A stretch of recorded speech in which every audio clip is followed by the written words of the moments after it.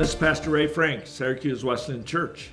Today is Monday, July the 31st. Thanks for joining us online this morning. We've been using our Monday morning musings to give you an update on the journey that Lorna and I are taking through with cancer. And so just to give you some really good news, this Monday morning, last Wednesday, Lorna was able to get a PET scan done in Garden City. Friday afternoon, the doctor from Colorado Springs, the radiologist, called and went over the results of that PET scan with her. The scan showed no presence of any cancer tumors anywhere else in her body, which we are praising the Lord for. So this Monday, we are starting our radiation process. So be praying for us. We'll be every day, Monday through Friday, for the next 6 weeks until September the 8th. So we appreciate your prayers and trust that the Lord will just give wisdom and guidance all the way through. Some of you may ask, well, why in the world are you doing radiation if there's no tumors in her body? The purpose of the radiation is to make sure that in the area where the tumor was in her uterus, and so in her pelvic area, they are flooding with radiation to make sure that there's no reoccurring cancer to come by, because some of the tests have shown there are some floating cancer cells still present in that area. So that's why we're doing that. One of the privileges I've had this summer is to have Dalin Melcher with us as our summer intern. And when we have guest speakers and people working with us on staff, I've tried to do interviews with them for Monday morning musing. So I was going to ask Dalin to share a couple things with us just for you to get to know him better. He is doing some preaching for me. He has already this summer, and we'll be doing some more as Lauren and I will be dealing with the radiation series and that whole thing. So Dalin, tell us just a little bit about how you came to be a Christian.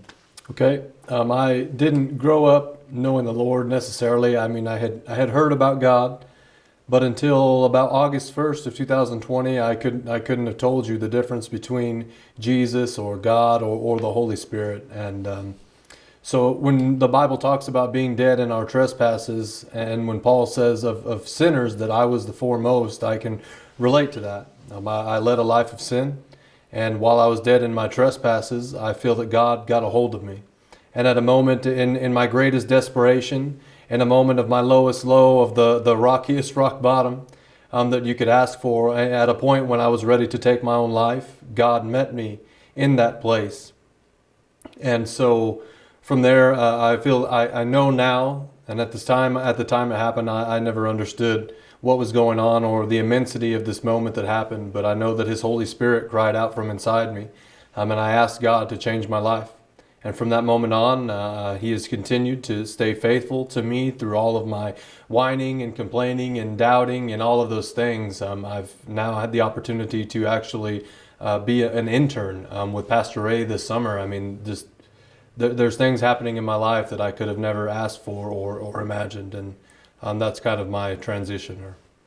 So you mentioned you were at rock bottom when you cried out to the Lord. Tell us a little bit more. Were there people praying for you? Did you have somebody that you could turn to help try to understand what God was doing in your life? Tell us a little bit more about that. I definitely know that there were people praying for me. Who exactly, I don't know. But in this moment, I had been dragged to church. Now, I had been to Mass and a few things with my family like that growing up, and I had been to services and Christmas and Easter services,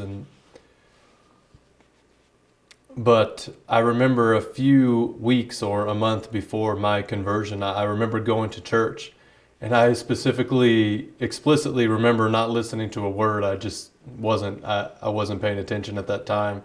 But maybe something was said. There were definitely people around me who had mentioned Christ, who had mentioned God, and the conversation had started. And so I think this is a little bit of where your beliefs come in and that kind of thing, or what you believe about what happens. I believe that God called me. in this moment. And I also believe that in this moment it was my choice to respond or react, my responsibility, as we've talked about. And I feel like ever since then, making that choice was pivotal. And now God won't let me go. It's like a continual drawing me to Him. And even if I try to run away, or the farther I think that I am getting from Him, the harder He pursues me, and the more that He shows His love to me and reveals to me who He is. Great. So, Dalin, you mentioned in your moment of conversion that you were rebelling openly against God and were struggling with addictions and so forth. So, as perhaps people listening to this have brothers or sisters or children who are involved in that kind of thing, what can we do now to help people in that situation get to the place they can respond to the Holy Spirit like you did, as you responded to Him? I think that in dealing or helping with anyone in a situation of addiction personally, God met me in a pinnacle of 9 years of meth addiction, and that's where He met me. And now the greatest thing that I have received is the only thing that I have to offer. In the same sense as the only thing that any of us have to offer. Paul goes into this a little bit in Acts chapter 26 when he's speaking to a council of his Jewish comrades that he used to agree with and belong to, and a world that he used to be a part of. He says, look guys, I know I was wrong. And I know that because in this moment Christ met me. And what did He offer Paul? Well, He offered him the gospel. And so what was I offered? What did people tell me about? What is the truth that I found out? The saving truth of God is that Christ died on the cross for me. And though I was a sinner, even when I was a sinner, that Christ died for the ungodly. And so what do I have to offer, or what can we talk about? Well, it's the gospel. What is the power, or what can I do? It's share the gospel with someone. Tell them the good news, and tell them of the plans of the hope and the future that God has for them, in contrast to the death and despair and ultimately perishing that is offered from the world. Well, so thanks to give us the end of part one of the interview that I did with Dalin. I think you'll enjoy hearing some more of his testimony and his call to preach or to minister in next week's Monday Morning Musing. But pray that you'll have a great week. Thank you for your prayers for us, and God bless you. Have a great week.